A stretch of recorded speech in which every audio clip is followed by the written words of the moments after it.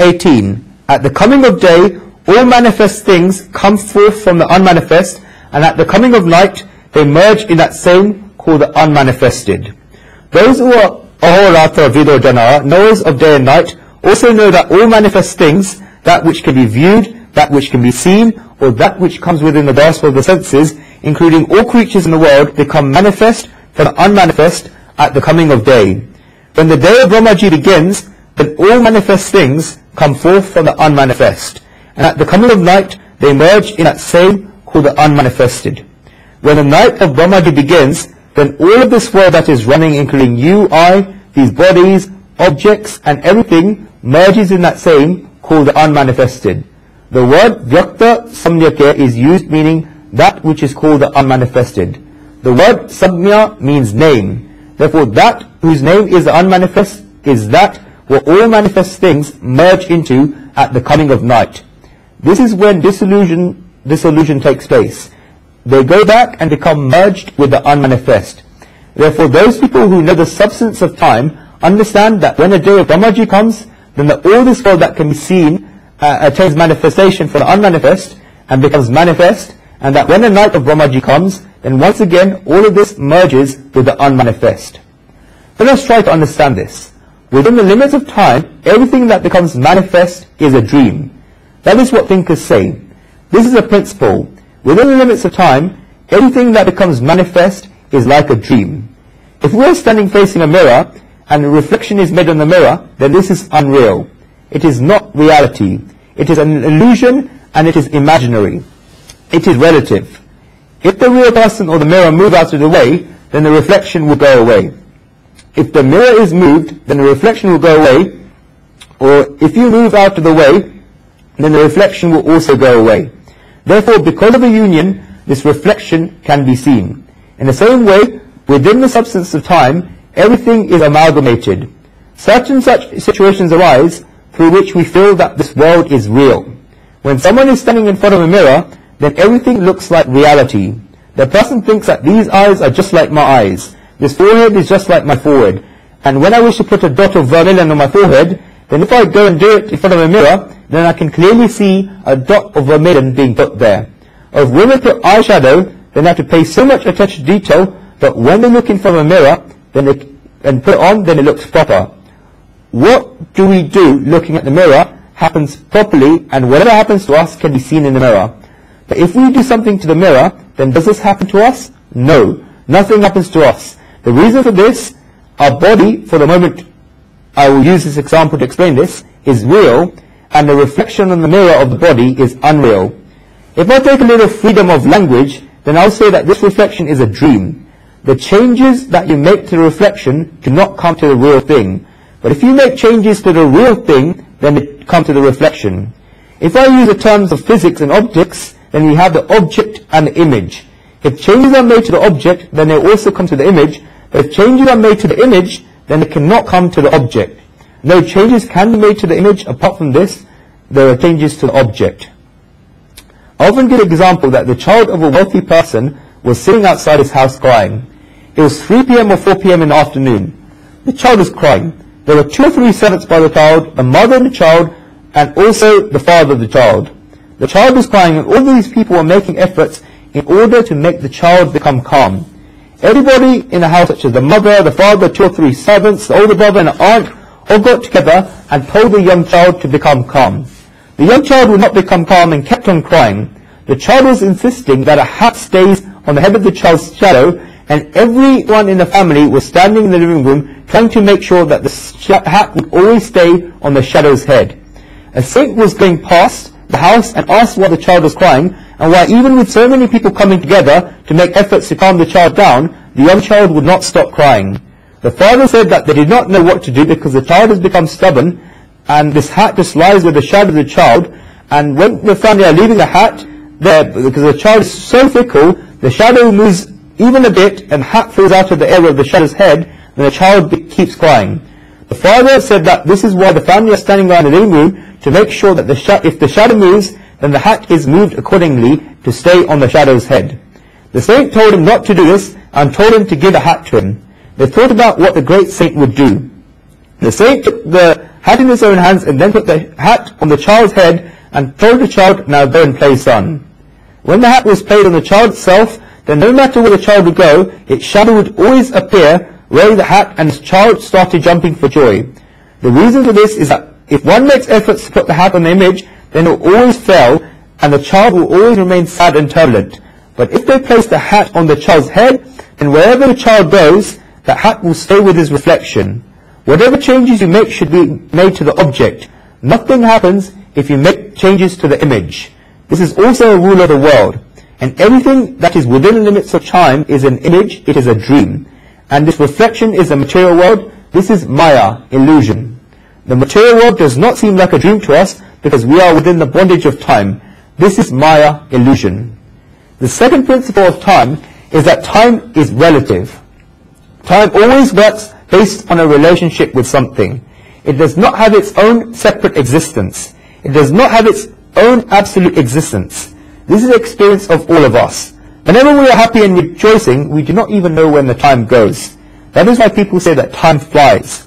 When a son is getting married and the mother goes to the wedding party, then she does not know where that day goes. She wakes up at 4 a.m. in the morning, plays, get ready, all the guests come, get ready, the bus, everyone sits on it, everyone is welcome, everyone is fed, all the relatives are met, the marriage takes place, the reception takes place, they come back home at night and it is 11 p.m. She has absolutely no idea where time went in the 19 hours between 4 a.m. in the morning and 11 p.m. in the evening. She has absolutely no idea. Time passes quickly in such a situation.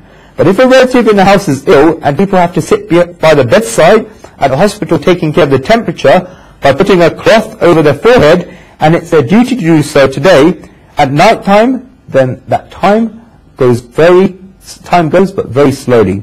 The person is lying there ill. The whole hospital is silent like a morgue.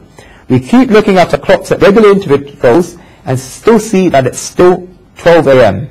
Then after we've changed the covering on our foreheads 5 to 7 times, and we see it's only 12:15 a.m. We thought that it would be 1:30 a.m. and we think that 15 minutes is so long. We wonder whether the clock is broken. We therefore check another clock and it also says 12:15 a.m. In fact, the other clock was quick and it says 12:10 a.m. on the clock. Time does not pass. What I mean to say is that time is relative. The material world has to have all the characteristics of time. Therefore, the material world is relative. Therefore, the material world, when we're in the situations that we like or with people that we like, then we do not understand where the years of the material world go. That is why we do not know where youth goes. Thinkers say that youth is like mercury. When mercury falls out of our hands, then we do not know where it goes. We do not know where our youth goes. And during old age, people sit in the hospital. It just does not go. People have to go through what seems like very long days. If people have days that go beautifully at old age, then they are very fortunate. Third, within time, no matter how many nails of desires, expectations, and attractions we pin, we should understand one thing very clearly, that the reality is that we always have one moment of the present. We talk about a life of 100 years, but what do we have? We have one moment of the present. This is the moment. This is all that we have. We do not have anything else apart from this. And looking at it from this perspective, each and every person of this world is of equal wealth. If you want to count property, then count property, and if you want to count wealth, then count wealth. How much does each person have? They each have one moment. They do not have anything else apart from that. And this one moment is the moment of the present. There is nothing else apart from this. No matter how poor someone is, or no matter how wealthy someone is, no matter if a person is a king or a servant, no matter if a person is the employer of a factory or the employee of a factory, no matter if a person is black or white, no matter if a person is wise or ignorant, no matter if a person has good qualities or bad qualities, no matter if a person is religious or irreligious, no matter how many difference you create, with one matter we are all absolutely equal, and that is that our true wealth is one moment, the moment of the present. This is the present moment. All the outer wealth, pleasures or pains of life are either in the past or in the future. There is nothing in the present. No matter how much wealth someone has, be it a 5,000 square foot flat, a mansion, a big factory, etc., if there was no moment of the present, then none of this would exist. then what is our true wealth? It is the present moment. This is our true wealth. Now think about whether we ever use this true wealth of ours.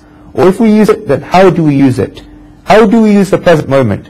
We either spend it thinking about the past or by hammering nails on the future. In doing this, we lose the true wealth that we have.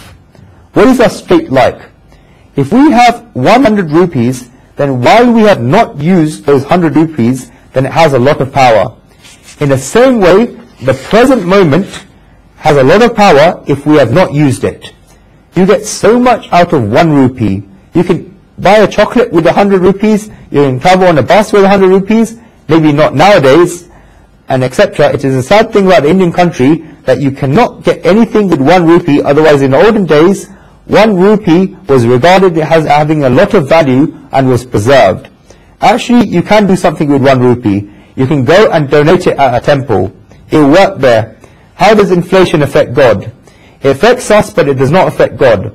While that 100 rupee note is there in one's pocket, then it has so much power in it, and it has a lot of potentiality in it. One can do a lot with it. You can do a lot with it. I do not need to make a full list out of it. You all know very well what you can do with it.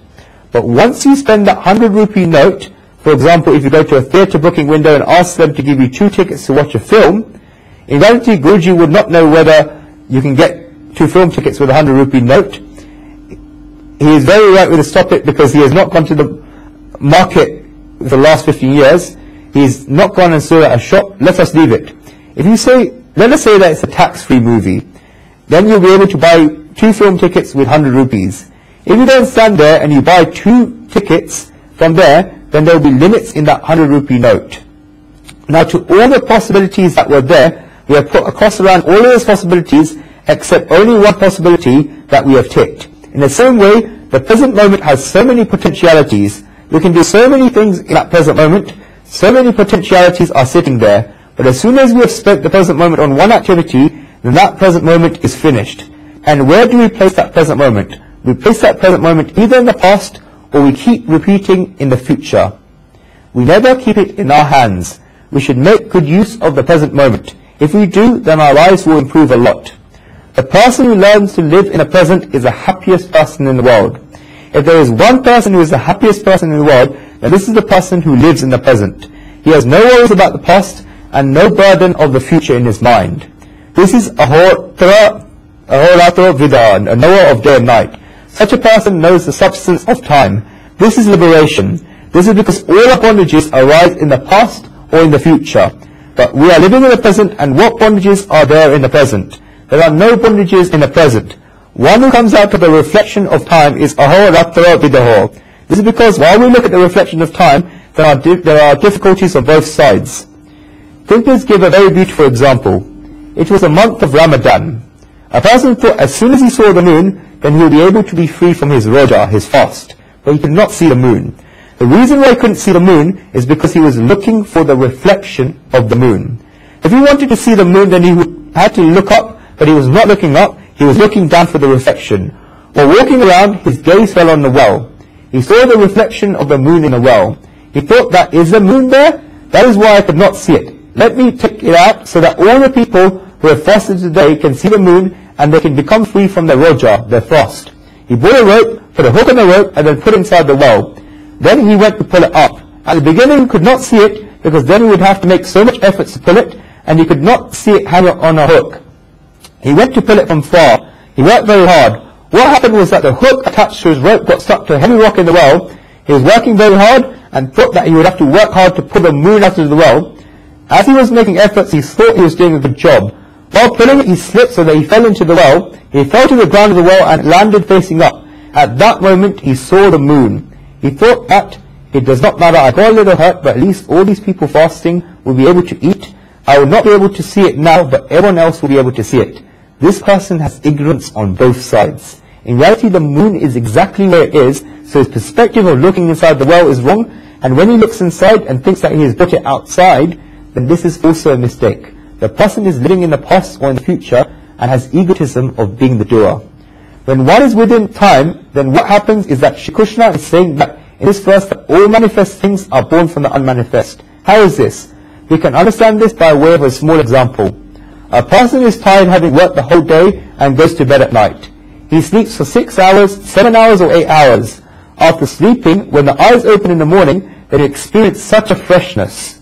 We become so fresh. Did we make any efforts in order to attain this freshness? What did we do by lying on a bed? Yet we got so much freshness. We did not make any efforts. Then where did this freshness come from? Thinkers explain that when we are going to sleep, then in reality at that time, we enter into the unmanifest.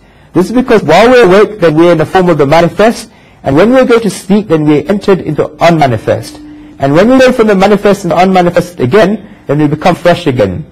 Then we work hard for another 12 hours while staying in the manifest, become tired, and go back again into the unmanifest. Then when we wake up for the next day, we feel fresh again. From the unmanifest, we get the power and freshness to come into the manifest, and the power and freshness to run in the manifest. In the same way, the entire population of creatures in this world that make up the manifest become tired from the activity of taking on a body and a life, and when they go into sleep in the form of death, then they merge again into the unmanifest.